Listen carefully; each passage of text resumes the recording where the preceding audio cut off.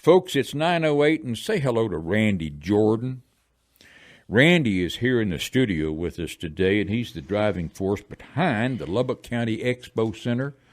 And, you know, I've heard of rocky starts, but doggone it, you've just been at every turn, or you've just met not a brick wall, but maybe one made out of plywood, pretty stout. How's it going with the Expo Center? It's been an interesting road, Paul, but I think at the end of the day and at the heart of the situation, I believe that everybody realized that with the passing of the Coliseum and the auditorium, that we needed something that would take their place and something that would bring us up to the level of the other cities in the state of Texas that are our size. So even though we had some bumps, it is really smoothed out. We're on go. We've got lots of positive things happening.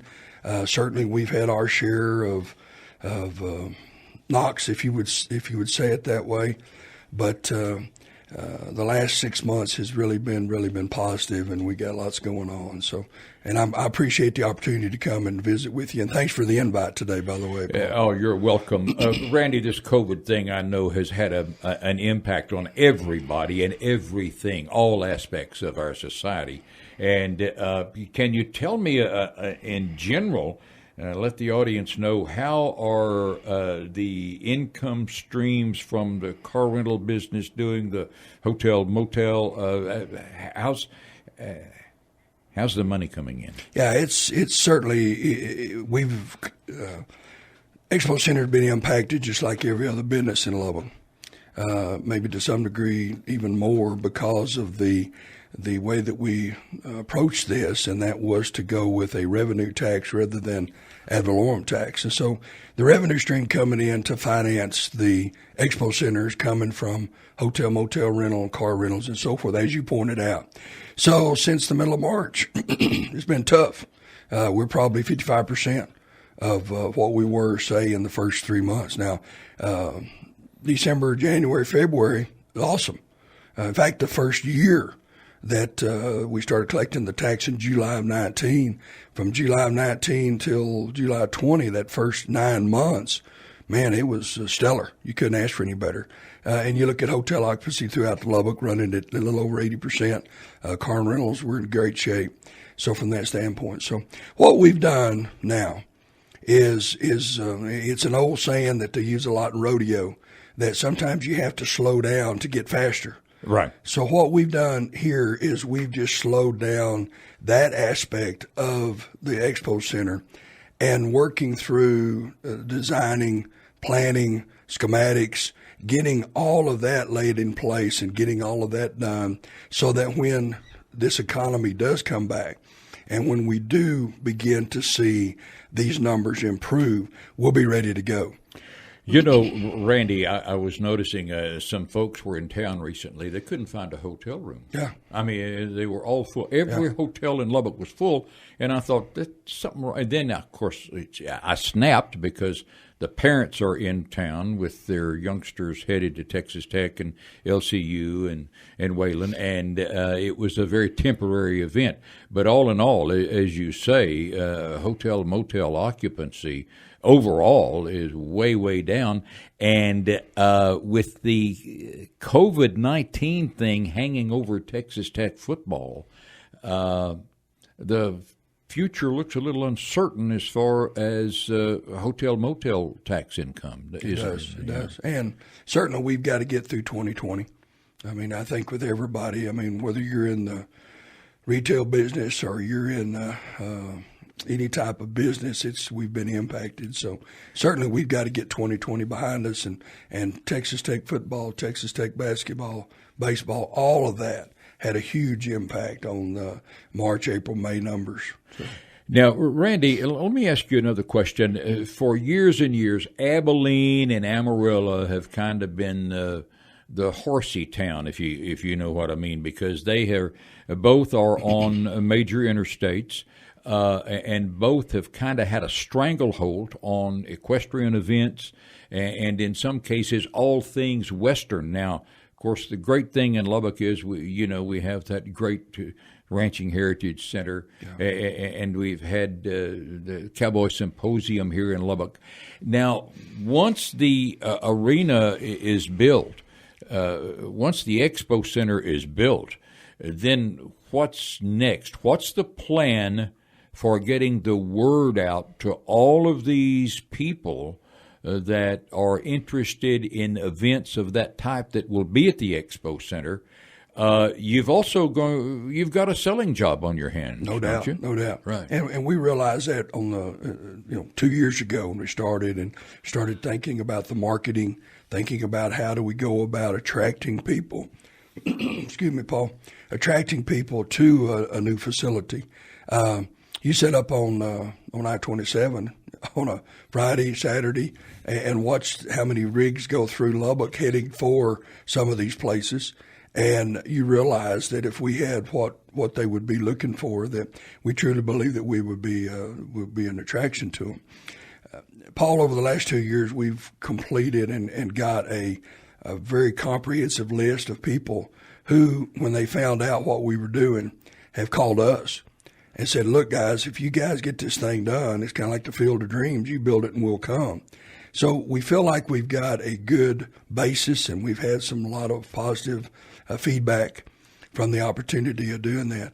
And then when we look at how we're going to design and plan this arena so that, it'll be a dirt floor. And yes, it will be conducive to equestrian and rodeo and so forth. But the type of events that could be held there is it's infinite. So we feel like we're going to build a facility that will be a multi-purpose, multi-event center. And again, we've got to sell it, we've got to market it, and we've got a group in play that is not just regional, they're national. And we feel like we've got to utilize those people to make sure we get the word out about a new facility in Lubbock, Texas. Can't we use it for an entertainment venue? Let me explain, Brandy. The United Supermarket Arena, to open that up for a major event, for a major musical act like Paul McCartney or something like that, the rental fee is basically in the range of about $30,000 to $35,000. The new Buddy Holly Performance Hall is going to have, like 2,300 seats. Yes, sir. But I've said all along that we need some type of venue with the range between 4,000 and maybe 6,000 seats for middle-of-the-road acts that we just can't seem to attract here in Lubbock because we don't have a venue for them. Oh, you're exactly right. And so this is one of the things that we've talked about with our planning and designing, that we need a venue that can handle that size. Call them what you will, elevator acts, the acts that are going up or they're coming down. You said it there a while ago. Paul McCartney will fill up the United Spirits Arena for or the United Supermarkets Arena every time he wants to. Sure. Willie Nelson is not going to do that. Nope. Willie might bring 4,000 or 5,000 people in. We've got other people in the entertainment business, other type things that need that size. And so that's why we're planning a facility for permanent seating that would handle about 6,000 people. Certainly money is going to play into that, but that's our goal, is between 5,000 and 6,000 people. We feel like that is the size that Lubbock needs. We've got smaller venues that'll take care of certain things. We've got larger venues that take care of certain things. We don't have that middle one. We don't have the Citibank Coliseum anymore that provided that for some of that type of events. Badly needed in this community Yes, if sir. we're going to keep up, because Yes, right sir. now we're falling behind. Break time here on the Chad Hasty Show, and we are going to take a break and be back and talk more about the Lubbock County Expo Center and its progress. It's 9:18. Randy Jordan, Lubbock gentleman and a longtime friend of mine, is with us in studio this morning, and we'll be back and wrap things up with Randy. Hello, everybody. This is the Chad Hasty Show. Paul R. Beane back with you. We're talking to Randy Jordan, point man for the Lubbock County Expo Center. Briefly from the text line, let them build the Planned Parenthood office. Then the Black Lives Matter protesters can burn it down. Oh, well, easy come, easy go. Randy, there's been so much outside noise. There's been COVID. Now we've got Texas Tech Athletics. We've got all of this stuff. And sometimes the crisis du jour takes our focus away from some of the really important things that we're trying to get accomplished in Lubbock. And I think one of them is the Expo Center. Kind of bring us up to speed on where are we?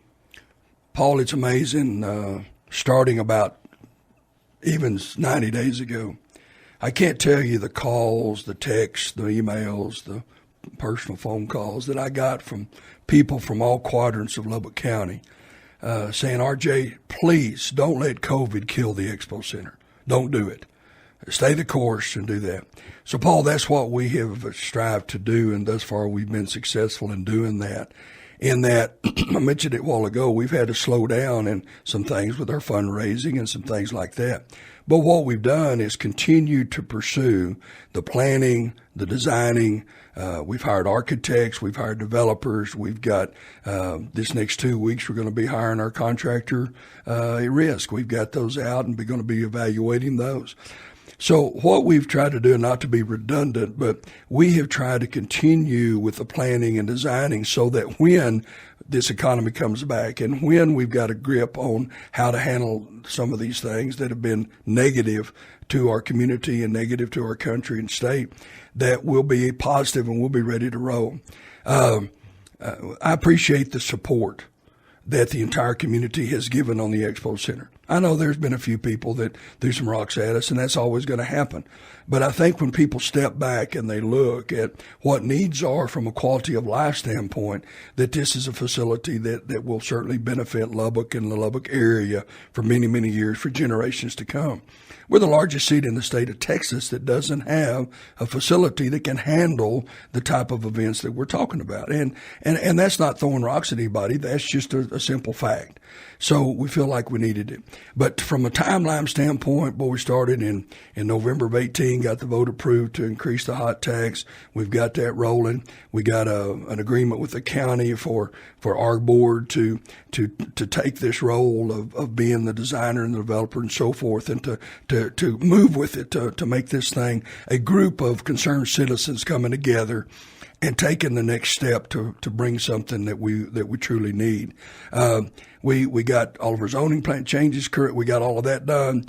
We got the land bought. We've got the land paid for. We have donated that 80 acres that we promised we would do. That has been done in the latter part of July to the county. So we've taken step by step by step by step. Now, the big question people ask me is, when are you going to break ground? When are you going to break ground? When are we going to see dirt moving? And I go back and I say to people, we are taking all the steps, and we've kind of slowed down a little bit just in order to play catch up. But we're hoping, Paul, our goal is to hopefully be breaking ground by the first quarter of next year. It'll take 6 months to plan it, design it. We started that July the 1st. If we could be rolling by the first quarter of next year, and again, a lot of that depends on the economy. A lot of that depends on how fast and how much we recover. So if we could be in the first quarter, it'll take 18 months to build it. So we could possibly be ready to roll for events in 2022. So I don't want anybody to think that we've given up, that we've quit. It is moving forward. The support from all areas of the community have been great. And Paul, I also want to put a little plug in for the people I work with and I work for. The folks at Western Bank have been great with me to give me the time, the energy, the space that I needed to be able to work with the Expo Center and our board. And so to Dan Odom and all the staff up there, thank them for being patient and tolerant with me, because Dr. Michael Shonrock at Texas Tech at one time said, when you're a volunteer, you get to be a good volunteer because you work for someone that allows you the time to put into being a volunteer. And so all of our board is volunteer, and we appreciate all the time that people that they work for and they work with is given that. So bottom line, we're moving forward, not as fast as I'd like, not at the speed of that we'd have liked, say, 18 months ago, but we are moving. We got the train slowly moving down the track, and we're puffing smoke, and we're gonna get there. Well, sounds great to me, and I'm excited about it because I believe it's time, and I've said so many times that Lubbock does need a venue exactly that size because we miss out on so much entertainment. And I know that one of these days things are going to be back to normal. I know that you have been seeking some private funds, but given all of the outside noise that we're getting from all aspects, we've got a vicious political campaign nationally going. We've got issues locally. We've got COVID. We've got this. We've got that. So I imagine that that's probably taking a little bit of a back seat right now until you can kind of clear the decks and get rid of all of this outside interference. Well, I like to think that the Expo Center is a bright spot in a somewhat dim room. I think it gives everybody in the community something to look forward to, something positive, something that will benefit all of us. Thanks, Randy.